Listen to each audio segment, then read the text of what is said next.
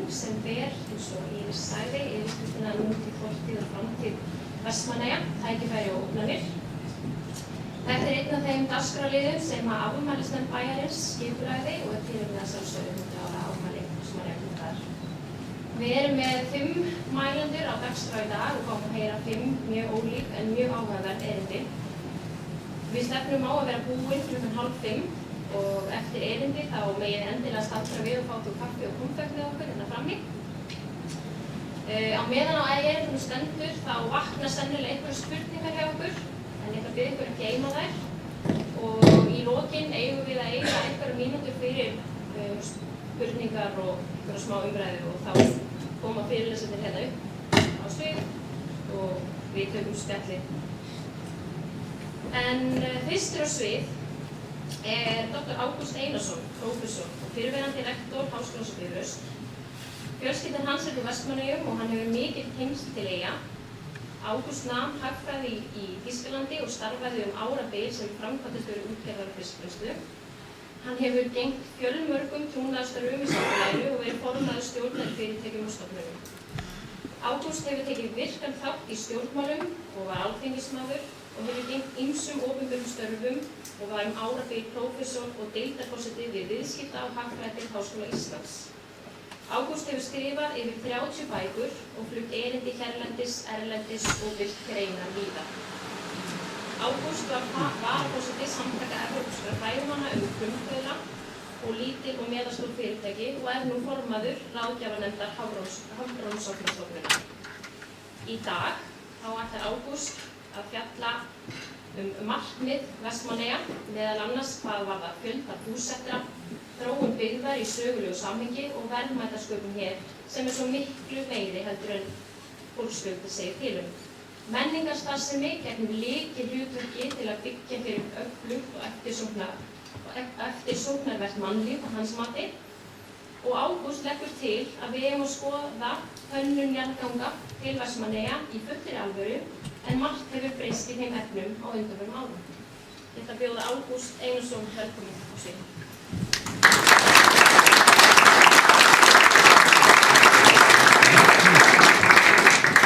Samspil atvinnulífs og menningar.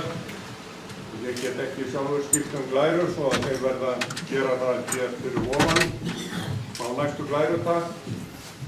Við getum spurt okkur hvernig samfélag viljum við að Vestmannaeyjar séu og það auðvelt að svara því hálaunasamfélag með mjög góð lífskjör og eftirsóttir búsetur. Flott markmið. En þetta svo 2019? Líklega ekki. Vestmannaeyjar, meðalsamfélag, þokkalega góð lífskjör, ekkert sérstaklega eftirsóttir búsetur. Hins vegar þá geta búið hér í Vestmannaeyjum auðveldlega 8.000 manns eða tvöfalt fleiri en nú eru. Næstu glæru. Hér sjáum við fólksfjöldan í Vestmannaeyjum frá 1880 þá bjuggu hér 280 manns. Sóknin byrjar hér aldamótin, vélbátaútgerðin sem þá hófst, þá verður hér mikil aukning og fer upp í tæp 3.500 manns. Þá var afi hér, starfandi í Eyjum, hreppstjóri, pabbi ólst hér upp og starfaði hér ásamt fjölmörgum öðrum, hér á uppgangsárum Vestmannaeyja. Flestir voru íbúarnir hér 1972, hvert fyrir gosið, fækkaði þá og hafa verið aðeins fjölgun hér síðustu árin eru núna 4.300 manns. Næstu glæru. Það sem hins vegar athyglisverðast að skoða hlutfall íbúa Vestmannaeyja af landsmönnum. Líka frá 1880, það var 0,5% hér í upphæð tímabilsins, þó hér hæst 1930 upp í 1927 upp í 3,3% og hefur aldrei verið hærra. Það tæp 100 ár síðan. Síðan hefur brautin verið nokkuð skýr og bein. farið hér árið 2000 fyrir stökkið kringum gosið, farið hér í 1,6% aldamótin og er núna búa 1,2% af landsmönnum í Vestmannaeyjum. Og við skulum snúa því við. Það eru 99% Íslendingar sem búa ekki í Vestmannaeyjum.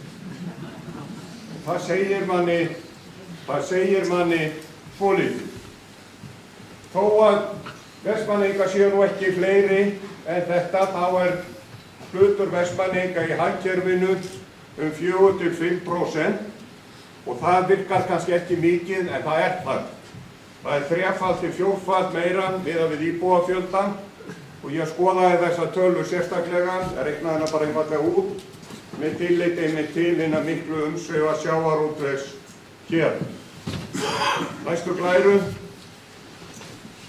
Vandamálið hér, eins og víða annars staðar, er fámenni. Hér sjáum við löndin í Evrópu, þau eru 43, það eru 5 sem eru með 50–150 og næstu lönd, öll Norðurlöndin. Hér 11 þjóðir, þau eru með bilinu 5–10 milljónir. Við erum hér, Íslendingar, 100–1 milljón, við erum þarna með okkar 350, það eru 4 lönd, svo koma 4 smáríki og þetta endurspeglar töluvert mikið af einmitt vandamálunum sem að við blasir okkur. Við gleymum því stundum að íbúafjöldi á Íslandi er 1% af íbúum Norðurlanda. Íbúafjöldi Íslendinga, ekki Vestmannaeyinga. Aðeins 1%. Og þarna erum við með líka þá stöðu að vera langt frá öðrum þjóðum, eyja, og við sækjum þá ekki styrk í þjónustu og öðru vinnumarkaði mikið eins og önnur lönd gera sem búa nær öðru. Það eru 40.000 íslenskir ríkisborgarar sem búa erlendis. Ég efast að við heyrt þessa tölu áður. 40.000. Og það eru fæstir af þeim eru námsmenn, menn halda það séu aðalega námsmenn, það er ekki svo. Þetta eru álíka margir og erlendir ríkisborgarar sem búa hér á landi, þeir eru líka 40.000. Þeir eru langflestir ófaglærðir. Þetta með okkur, með 13% þjóðarinnar búsett erlendis, þetta er með hærri hlutföllum sem gerist hjá þjóðum. Þetta er stærra, hugsanlega, stærra vandamál, stærra umhugsunarefni heldur við gerum okkur oft grein fyrir. Það sem við ættum að huga miklu meira að er að sækjast eftir menntuðu fólki erlendis, ekki einungis ófaglæru fólki eins og við höfum einbeitt okkur að. Næstu glærum. Hér sjáum við hlutfall landsmanna sem býr á höfuðborgarsvæðinu. Á 1911, rúm 100 ár, þá voru það 18%, og hér miðja síðustu öld í 50% og nú er það 64% eða 2 af hverju 3. Nú meiri segja ef ég tek klukkutíma frá Reykjavík þá er þetta 3/4 sem er nær einsdæmi í heiminum. Þetta er að gerast út allt. Það er að segja borgirnar er að stækka, borgirnar er að eflast. Þetta er að gerast ekki bara hér á landi, heldur alls staðar í heiminum. Nú í skapandi atvinnugreinum, það skipta oft atvinnulífinu í ófaglærð störf, þjónustustörf, skapandi atvinnugreinar. Þar eru 4 til 3 af vinnumarkaði, flestir eru þar í Bandaríkjunum og það er þessi stétt sem er í sókn á heimsvísu og hún er langmest í borgunum. Og þetta er ekki að breytast, þvert á móti. Þetta er frekar, meiri segja hér á landi, er að aukast. Og þetta er ekkert sem menn snúa einhvern veginn við og halda það sér. Þetta er þróun sem er að gerast allstaðar. Og er umhugsunarverð ekki hvað síst fyrir okkur hér í Eyjum. Næstu glærum. Hér sjáum við sveitarfélög, af því að við erum nú í einu sveitarfélög. Sveitarfélög í Danmörku, hér sjáum við íbúana. Það eru tæpar 6 milljónir í Danmörku með 98 sveitarfélögum, meðalfjöldin er 58.000. Finnlandi 5,5, meðalfjöldi 17, við erum 350 með 72 sveitarfélög, meðalfjöldin, aðeins rúmlega íbúafjöldin hér, 4.900, Noregur 1534. Þetta segir býsna mikið, einingarnar hér, stjórnsýslueiningarnar eru allt of litlar. Meira segir í Grænlandi, þar sem búa einungis 50.000 manns, þar er bundið í lögum að lágmarki sveitarfélagi skuli vera 8.000 manns. Lágmarki hér er 50.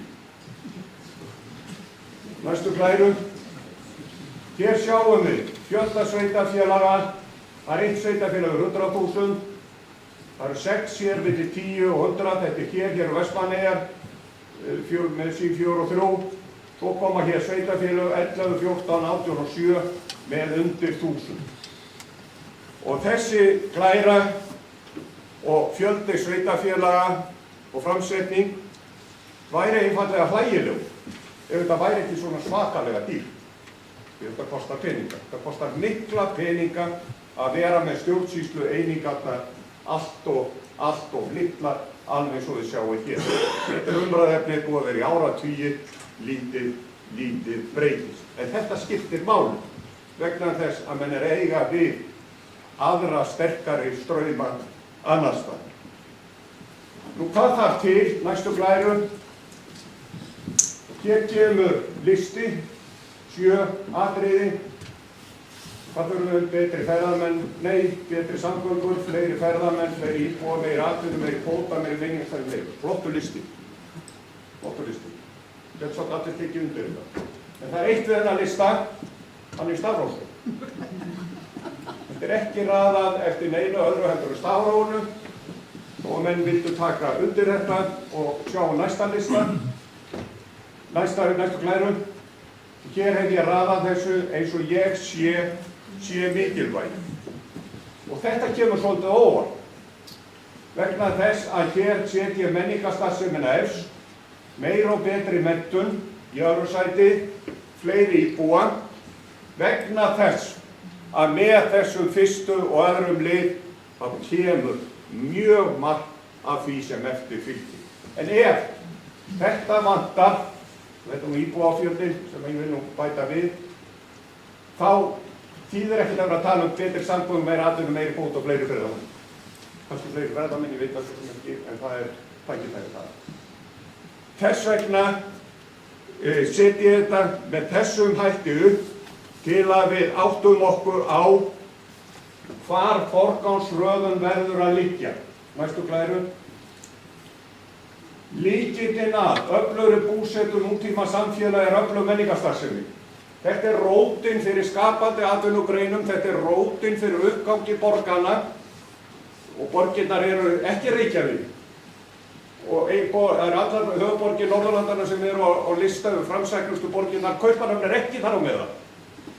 Það er þessi dæmi, það er ekkert allir í þessari stöðu að vera að njóta þessara uppsveiflu. Því þarna er uppsveiflan að eiga stað og hefur verið að eiga sér stað síðust 20 ár eða svo. Sáralítil er nokkur umræða þetta hér. Fjölbreytt menningarstarfsemi, lífvænlegt, spennandi og áhugavert umhverfi. Það er þannig sem menn vilja búa, það er þannig sem menn vilja setjast að. Spurningin hér er eru nemendur hér að standa sig vel í skólum annars staðar, til dæmis í framhaldsskólum og háskólum? Ég veit ekki hvað. En ég spyr spurningarinnar og þið þurfið að geta svarað þessari spurningu. Ekki segja já, jú, og já. Það er ekki nóg. Það er ekki nóg svar við svona grundvallarspurningu framtíð staðar. Þetta eru mikil alvöru mál vegna þess að straumandi sem í kringum okkur við ráðum ekki nema einungis hluta af þeim. Næstu glæru.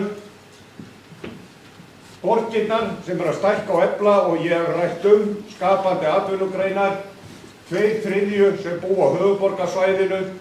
Ísland er orðið borgríki. Ég hef sagt þetta í nokkur ár, það er ekkert allir hrifnir af þessu hugtaki. En Ísland er orðið það, því það eru einungis 5 lönd í heiminum af 200, þar sem svona stór hluti íbúa býr nánast á sama blettinum. Það er ekki nema 5-6 ríki í heiminum þegar þetta gildir um. Við tölum aldrei þannig hér á Íslandi. Einfallega sem ég er að biðja ykkur áttum okkur á staðreyndanum og vinnum út frá því. Næstu glæru. Ég er áhugamaður samgöngur. Færeyjar, þær 18, þeir eru núna að gera göng. Byrjuðu 2017, þau eru 11 kílómetra, þau kosta 17 milljarða, tekur 3-4 ár, tengir saman stærstu eyjarnar og þau fjármagnaði með veggjöldum. Vegalengdin hingað á milli, hún er 12 kílómetrar. Göng eru lengri. Varðandi göng til Vestmannaeyja, vegalengdin er ekki vandamál. Margir sem halda það, þetta er allt of langt. Fullt af göngum sem er lengri heldur en þessi göng. Vandamálið getur verið, að vantar rannsóknir í kringum þetta, vandamálið getur verið bergið, það er jarðfræðin, og við sjáum Hvalfjarðargöngin, þau myndu kosta núna, þau eru 6 km, 12 milljarða, Vaðlaheiðargöngin, þau eru 7 km, kostuðu 17, áætlun var 19, fór margt úrskeiðis, orsökin nokkuð augljóst og menn eru rægir við að nefna hana, ónóga rannsóknir, það er ekki flókið, hlutirnir yfirleitt ekki flóknir. Lengstu göng sem við höfum gert Íslendingar, þau eru 2, það er Kárahnjúkagöngin, sem ekki bíll keyrir reyndar og Hvalfjarðargöngin, gekk býsna vel, þessi stóru framkvæmdir. Við erum ekki að ganga fólks Íslendingar. En það er hægt að skoða þetta, það hafa 5 kannanir verið gerðar, 98, 2007, kostnaður 50-100, uppfært, lægri talan eru svona eldri kannanirnar, síðustu kannanirnar 2006 og 2007, það voru göng ekkert skoðuð í mikilli alvöru, þar var áherslan og niðurstaðan var Landeyjahöfn í úttektunum 2006-2007 og ég er ekkert að segja að það hafi ekki verið rétt, það var hárrétt að gera það. Þetta er ég hér að tala lengri tíma. Það sem er komið tími til að gera, það er að skoða þetta af alvöru. Það er verið að byggja göng og búið að vera því mjög víða í heiminum. Noregi, Japan, það er fullt af stöðum sem er verið að tengja með jarðgöngum líka yfir sjó, gegnum sjó, alveg svo við þekkjum. Og við þurftum að mínu mati að skoða þetta, jafnvel þó við séum komið lausn sem duga töluverðan tíma, þá verður framtíðin, hún liggur í þessu. Og við höfum ekki að vera með neinar upprópanir í þessu, þetta þarf að skoða og rannsaka betur, en það hefur enginn af þessum könnunum haldið fram að þetta sé full kannan og þetta sé einhvern veginn út á borðinu eða eitthvað þess áttar. Það er ekki svo. Það segja allir, ef við ætlum að gera eitthvað, þá þurfum við að skoða þetta betur og við skulum svo þá endilega gera það en við vilja. Næstu glæru. Vestmannaeyjar hafa margt fram yfir, það er stærsti útgerðarstaður landsins, ekki bara svona fyrirsögn, en við skoðaðum þetta, skrifa bækur þetta meira segja, og Vestmannaeyjar skora allstaðar hæst. Þar er sjálfvirkni náttúrulega farin að taka mjög mikið yfir, en það þarf færra fólk í hefðbundnum veiðum og vinnslu, það þarf eins og miklu fleiri í alls konar atvinnugreinar tengdar þessu, markaðsmálum, tæknimálum og svo framvegis. Þar er mikil sóknarfæri enn framundan og auðvitað hefur hafa Vestmannaeyingar bestu stöðu allra staða hérlendis. Næstu glæru.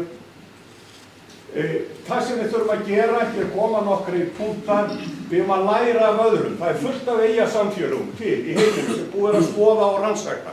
Við tala lítið það. Menn að læra af hvernig önnur samfélög, eyjasamfélög, hvort að búið 4.000 manns eða 2.000 eða 20.000 skiptir ekki öllu máli. Það er alveg hægt að hugsa sér það að Vestmannaeyjar verði barnaparadís með gjaldfrjálsan leikskóla frá 12 mánaða aldri, hafa ódýrustu fyrstu íbúð hérlendis, ekki hafa ódýra heldur ódýrustu. Ef menn ætla að setja sér markmið, alveg sem við gerðum hér fyrir 100 árum, þá töluðum menn svona. Og ef menn ætla líka að fá fólk, þá þurfa menn líka að gera hlutina betur en aðrir. Það er nú Vestmannaeyjar hingað til kunna. Fá barnafjölskyldur, gera eyjar öruggar, ódýr og spennandi fyrir börn, nærfélagi, vinnastrax. Þetta punktur sem að við getum heldur betur veðjað á. Næstu glærur. Hér vaxandi atvinnugrein, heilsuþjónusta, hún á eftir að vera miklu umfangsmeiri, þetta hún núna. Við gleyma því að Bláa lónið, sem bæði heilsuþjónusta og ferðaþjónusta, þeir velta 12 milljörðum á ári. Það á við stærstu sjávarútvegsfyrirtæki. Ég nefni eins og hér að þetta nálægt heilsustofnunum hér. Þetta geti verið fyrir Íslendinga og útlendinga, SAA fyrir útlendinga, þetta ekkert hér. Þetta business mjög víð í heiminum og það vaxandi eftirspurn. Þessi hlutir velta 1 til 2 milljörðum á hverju ári. Nú við eigum möguleika í rannsóknum og nýsköpunum, við eigum þessa 3 sérstöður, eld- og jarðhræringar, þetta ekki bara eldur sem hér, það eru jarðhræringar líka, náttúrulega. Við erum með hafið og við erum með fuglana.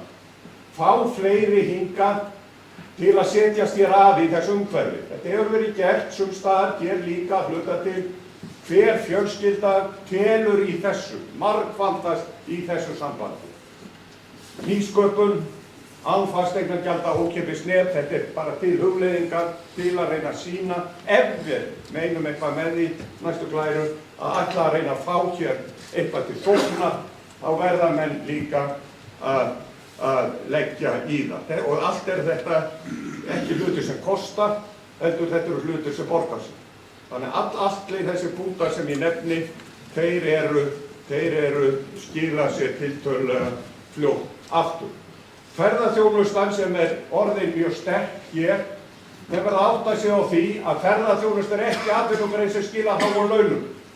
Ferðaþjónusta yfirleitt ekki sérhæft. Ekki frekar þegar þið farið til útlanda. Það þarf að átta sig vel á því hvernig við hvað við ætlum að selja. Að áherslun á dýra og sérstaka. Við erum að gera þetta nokkru leyti, sumu leyti ekki. Sumu leyti erum við ekki að gera það. En þetta eigum við að einblína á og náttúrufegurð, sem við höfum náttúrulega að gera í Vestmannaeyjum. Náttúrufegurð almennt ekkert sérstök. Það falleg náttúra mjög víða, komið nágrannalöndin, falleg náttúra og ekkert síðri heldur en annars staðar en á Íslandi. Hér hins vegar í Vestmannaeyjum höfum við alveg gimsteinn hvað varðar náttúrufegurð og við höfum fleiri þætti, við höfum þessa sérstaka náttúrufegurð sem einstök á Íslandi og ég segi stundum sjálfur, þegar ég rakið þeirra fyrir Eyjum, þetta einstakur staður til að ferðast til í Norður-Atlantshafi, til að virða fyrir sér náttúrulegar aðstæður mjög sérstakar. En við höfum meira með eldgosinu, með eldheimum, með þessari sérstöku sögu sem búið að gera skil og með kvölunum, jöldrunum sem að koma, þá erum við komin með einstaka stöður samanborið við aðra ferðamannastaði í Evrópu, Norður-Evrópu, segjum það.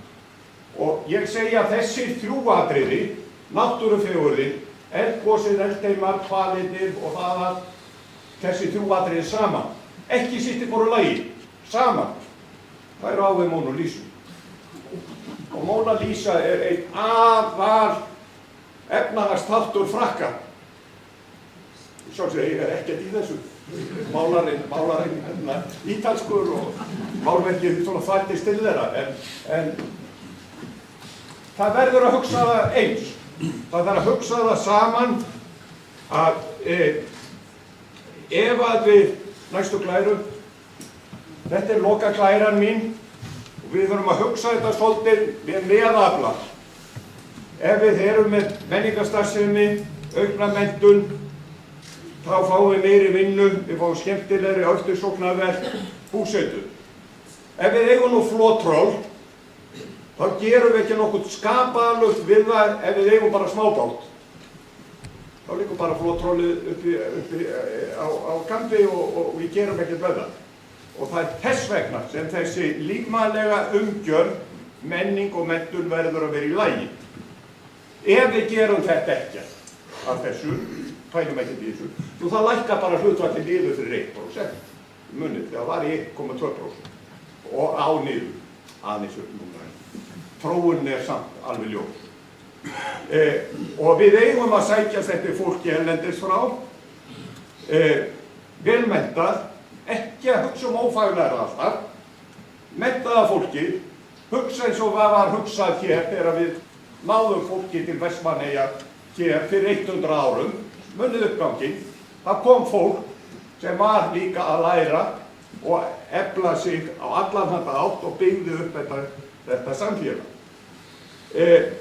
Og það að eiga Mona-Lísu, ríkildi hennar, það mikil tækifæri, það heilmikið business í þessu og meðal annars ef við eigum það, hér plássið fyrir göngin svo sem, ef þetta væri rétt, þá eigum við meðal annars að nota þessi röksemd til að skoða alvarlega göngin til Vestmannaeyja. Því ég alveg viss það þegar þau eru komin á dagskrá, þá þessi draumsýn sem ég að tala að tvöfalda íbúafjöldan í Vestmannaeyjum, það hefur verið gert áður, hún alls engin draumsýn. Þetta gæti ræst, síðasta glærunum. Takk fyrir.